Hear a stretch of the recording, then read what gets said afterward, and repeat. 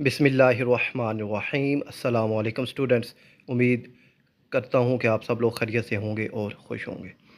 तो बच्चों, मैंने आपसे क्लास 11th उर्दू का सिलेबस और पेपर पैटर्न डिस्कस करना है और आपको बताना है कि क्या क्या चीज़ अहम है और क्या क्या चीज़ पेपर में आएगी।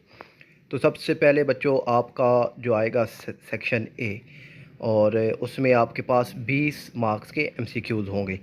तो अब बच्चों, ये जितने भी एमसीक्यूज़ हैं तो ये इंशाल्लाह सॉल्व करने के बाद मैं इनकी एक वीडियो बना के आप तक पहुंचा दूंगा। तो ये 20 एमसीक्यूज़ हैं।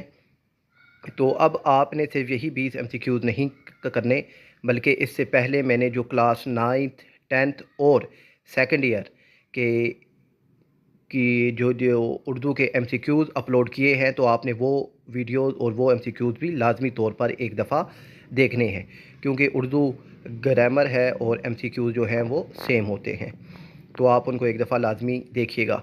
उसके बाद बच्चों, आपका हिस्सा दोम आएगा जो कुल नंबर 48 का होगा। तो अब बच्चों, आपके पास ना जो 24 मार्क्स का एक पैराग्राफ आएगा और इस पैराग्राफ के नीचे सवालात होंगे। तो आपने ध्यान से और अच्छे तरीके से 2 से 3 दफ़ा इस पैराग्राफ को पढ़ के और इन नीचे दिए गए सवालात को के जवाबात लिखने हैं। जो अल्फाज इस पैराग्राफ में इस्तेमाल हुए हैं वही आपने नहीं लिख देने, बल्कि उसको कुछ आसान करके और अपने अल्फाज में बयान करना होता है। हाँ, अगर कोई तारीख़ है या कोई बात जो है लिखी गई है तो वो आपने वैसे ही बयान करनी है। और फिर इसके बाद बच्चों, आपका आएगा हिस्सा नज़्म, जिसमें आपके पास नज़मिया इशहार होंगे और ये 12 मार्क्स का होगा और इसके नीचे भी सवालात होंगे। तो आपने ध्यान से और सबसे पहले आपने शेर का जो मायनी है उसको अपने जहन में लेकर आना है। फिर उसके बाद आपने इन सवालात के जवाबात देने हैं। फिर इसी तरीके से 4 मार्क्स का आपका आएगा हिस्सा ग़ज़ल। तो इसमें भी आपके पास जो है इशहार होंगे, तो आपने इनके जवाबात देने होंगे। फिर आपके पास हिस्सा एक कवायद आएगा 8 मार्क्स का। तो अब ये जो हिस्सा एक कवायद है तो इसकी भी वीडियोस पहले से अपलोडेड है, तो वो आपने लाजमी तौर पर ये देख लेनी है, ताकि जो हिस्सा कवायद है 8 मार्क्स का ये आपका ठीक हो जाए। फिर आएगा बच्चों आपका हिस्सा सोम, ये 32 मार्क्स का होगा और इसमें आपके पास जो सवाल नंबर 3 है, एक पैराग्राफ है और आपने इस पैराग्राफ की तशरीह लिखनी होगी। ठीक है। और फिर इसके बाद है आपके पास आएगा बच्चों सवाल नंबर 4, जिसमें आपके पास इशहार होंगे, नज़मिया इशहार होंगे। तो आपने इनकी तशरीह लिखनी है और ये भी काफ़ी आसान होता है कि बस आपके माइंड में ये जितने भी इसमें मुश्किल अल्फाज होते हैं इशार में, उनका मायनी आपके जहन में होना चाहिए। फिर आपके पास बच्चों सवाल नंबर आएगा 5 और इसमें ना आपके पास फिर आएंगे गज़ल के इशार होंगे।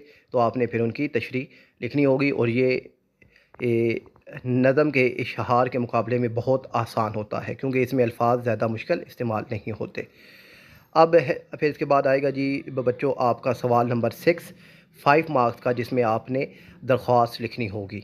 तो दरख्वास्त का पैटर्न आप एक दफ़ा देख लीजिएगा।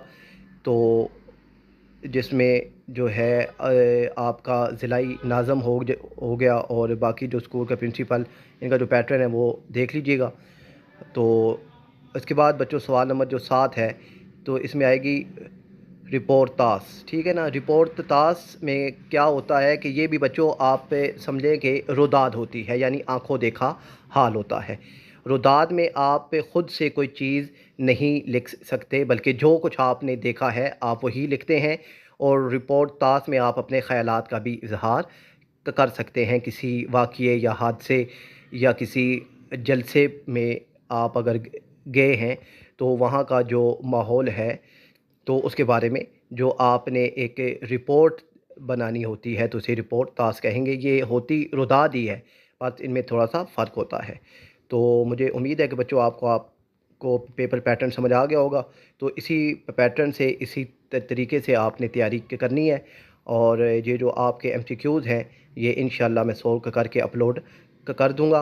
और आपने जो बाकी वीडियोज़ हैं वो भी लाजमी तौर पर देखनी है, ख़ास करके क्लास ट्वेल्थ और जो है क्लास 10th उनके MCQs की जो वीडियोज़ हैं वो। और अपना ख्याल रखिएगा। अल्लाह हाफ़िज़।